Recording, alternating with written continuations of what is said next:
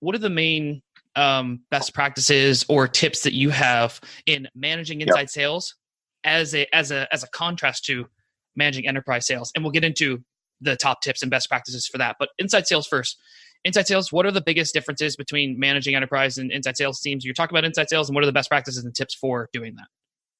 Yeah. No, that's a good question. And I think the end of the day, it's still, inside sales is obviously a lot more transactional, and so it's a lot more around kind of that process. And enterprise is around process as well, but obviously a very different motion, trajectory, timing, all of that. And so, with inside sales, I would say one thing that's probably most important is like figuring out what that customer journey is up front and really defining that path, defining those friction points, and then building a process around what are the activities and behaviors that, like, to me, like everything kind of boils down to behaviors and activities when it comes to sales. And that's relatable to inside and enterprise. And so performance and numbers is one thing, but you just need to figure out what the right activities are for inside sales. So break apart that funnel, figure out what those metrics are, and then really measure on those activity metrics.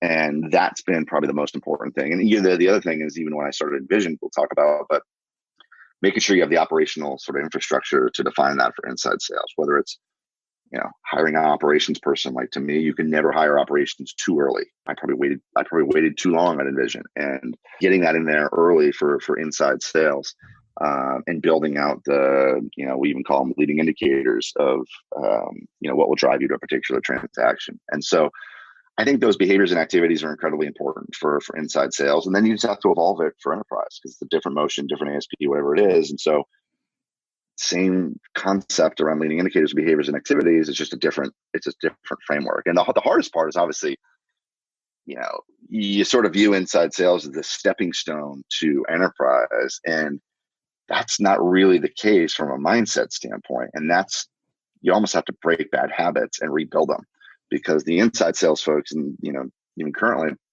really good transactional, driving logo acquisition, boom, boom, boom. And then you move into enterprise, you're like, whoa, slow down.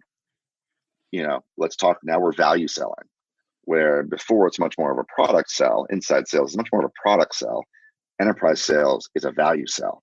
And that's a big transition from a mindset standpoint, where step back, make sure you're asking these questions, figuring out obviously things like pain or whatever it is.